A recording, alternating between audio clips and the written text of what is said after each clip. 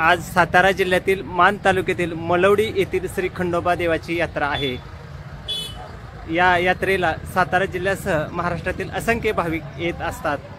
आज आपल्यासोबत आहेत ते परकंदी गावचे माजी सरपंच बाळासाहेब कदम। त्यांना सर्वजण तात्या म्हणतात। तात्या, आज आपल्या खंडोबा देवाची यात्रा भरत आहे, काय तुम्ही आपल्या देवाला साकडे घालणार आहात? सालाबादप्रमाणे मल्हारी माळसाकांत यांची मलवडी येथे फार मोठ्या प्रमाणात उत्सव भरत आहे। आज तो मोक्षदा एकादशी या दिवशी भरत आहे। या एक निमित्तानं मी श्री मल्हारी माळसाकांत खंडोबा यांना असं साकडं घालू इच्छितो की जे यावर्षी पाऊस काळ आणि अशी सुख समृद्धी लाभो।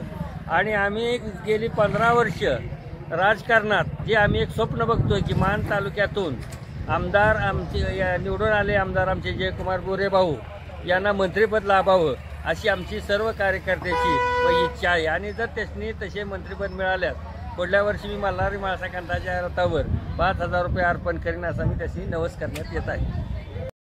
तात्या, एक कारण सांगा की तुम्ही आपल्या खंडेरायाला नवस केलेला आहे आणि आमदार जयकुमार गोरे भाऊ यांना मंत्रिपद मिळावं असं तुम्ही सांगितलेलं आहे। कारण काय आहे की भाऊंना मंत्रिपद मिळावं? कारण मान तालुक्यात स्वप्नवत वाटणारी गोष्ट, एक सामान्य कुटुंबातील माणूस आमदारपर्यंत पोचला आणि त्यांची कारकीर्द इतकी मोठी आहे की या मान तालुक्यातील पाणी प्रश्न जवळजवळ त्यांनी 80% सोडवलेलाच आहे।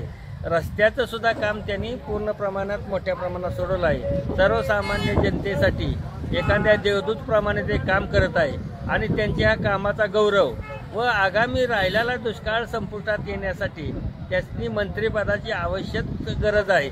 यासाठी आम्हाला त्यांनी मंत्रिपद हवे आहे। मान तालुक्यात भाऊंनी आमदारकीचा चौकार मारलेला आहे आणि सर्वसामान्य माणूस 4 वेळा प्रचंड जनाधारानुसार निवडून आलेले आहे आणि ते मंत्री नसताना देखील मान तालुक्यात इतकी कामे केलेली आहेत आणि हेच कामाची पूर्तता किंवा राहिलेला पाणी प्रश्न महाराष्ट्रातील असेल, मान तालुक्याप्रमाणे महाराष्ट्रातील सुद्धा पाणी प्रश्न सोडवण्यासाठी भाऊ सारख्याच एखाद्या तडफदार आमदारांची मंत्री म्हणून गरज आहे।